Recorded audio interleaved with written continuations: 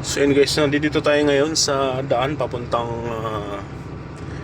bahay ng ating manager dito sa Sulfi Kingdom of Saudi Arabia. Ayan. Eh, mga nakikita nyo guys yung mga ano dito. Karamihan kasi dito sa lugar na to, mga farm ng mga dates. Ayan. Malayo kasi to sa ano, malayo to sa city ng mismong Riyadh. So yun, ayan o. Yun ang farm ng ating amo. Diyan tayo pupunta. Ayan. Ikot tayo dun sa kabila. Ayan.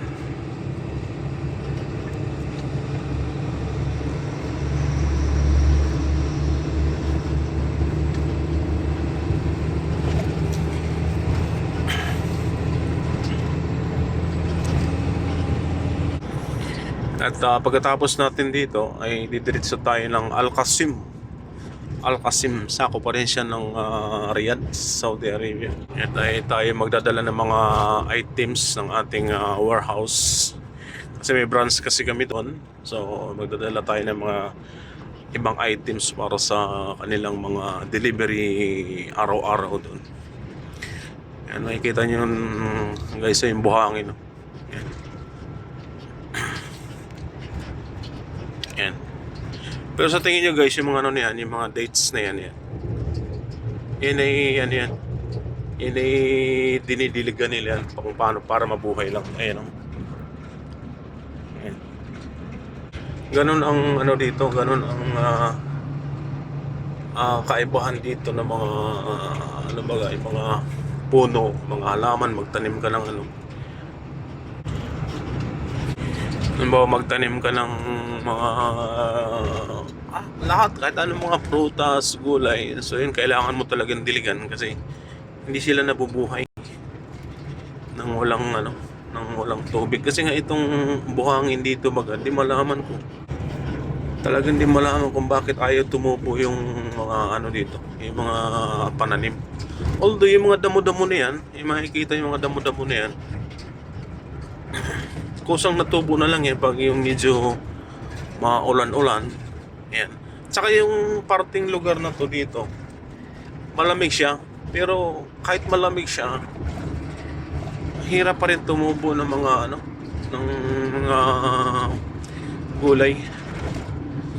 Yan, mag-enjoy mo na kayo sa daan guys. Yan. Ito kagandahan lang dito pag ikay nagbiyahe ng outside Riyadh o nasa labas ka ng city ng Riyadh. So yun, dito talaga makikita mo. Walang traffic, solo mo yung daan. So ang kalaban lang natin dito ay yung antok.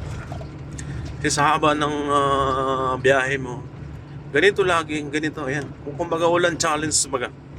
Ayan o, para ka lang naglalaro na ano. Yan guys, yung makikita mo yung mga bahay na yun, ayan o. Yan. Kumbaga yan ay mga bahay nila dito, yung ano, kumbaga yan ay bakasyonan lang nila. Pag tuwing Huwebes ng gabi, walang pasok. Kasi karamihan naman ang bahay nila nasa city talaga. So yun, takbo sila dito. Dito sila magpapalamig, magbabakasyon sa kanilang mga farm. Yan. So napakaliwalas tingnan pag ano. Kasi mismo sa city talagang napaka-traffic. Yan, mga bahay. Siyempre, bahay dikit-dikit din. Ayan.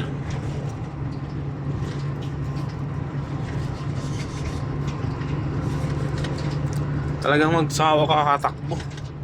Magsawa ka kaapak ng yung sasakyan sinilador. Kasi ano eh. So ingatan mo lang dito kasi yung camera. Pero dito yung parte na to, wala siyang camera. Meron namang lugar na sobrang daming camera. Siguro by 1 kilometro o 2 kilometro, andyan na yung camera. Dito kasi sa parting Sulfi, yung lugar na to, konti lang yung camera dito. Ayan o. Ganda naman ng daan. Ayan o. O diba guys? I-enjoy kayo. Talaga ang kalaban mo dito, yung antok lang talaga. Wala kang ano. Minsan nga pag ako nagmamaneho, sobrang layo ng biyahe. Yan, ganyan. Ayan. Minsan nagiwang na ako dyan sa tabi na yan. Ayan. Nagigilid na ako dyan. Yan, sa buhangin yan. Nasampa na ako minsan dyan. Yun lang. At yun lang kaibahan, no? Kasi yeah, sobrang antok na nga sa biyahe natin malayo. So yun, nanggigilid ka na dyan. Minsan nga nabulaho na ako dyan. Yan.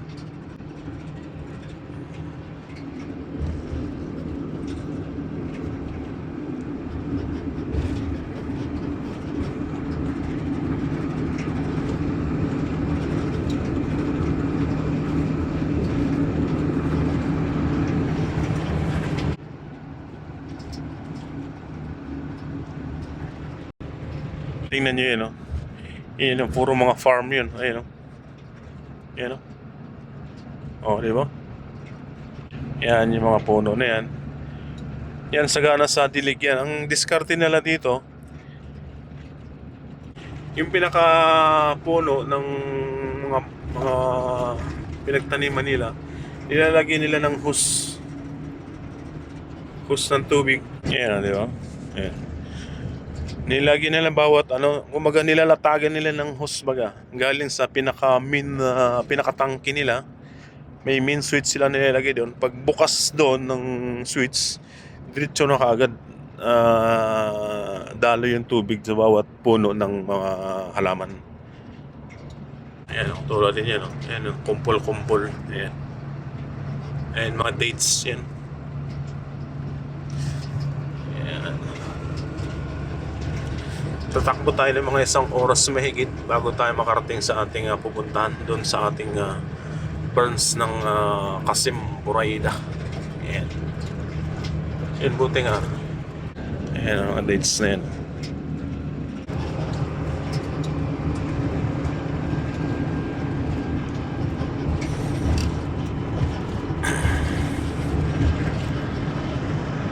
Yung mga camel. Ayan.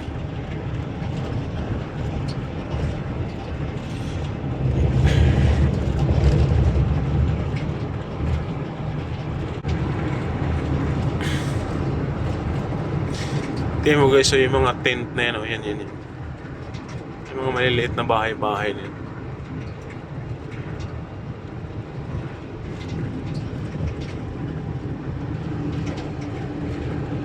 Karamihan kasi dito talaga mga yung bukid baga sa atin tawagin.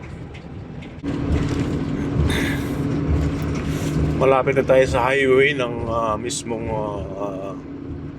Riyadh. So, ayan. Yeah, malapit na tayo sa highway. Ayan. Ilang na lang.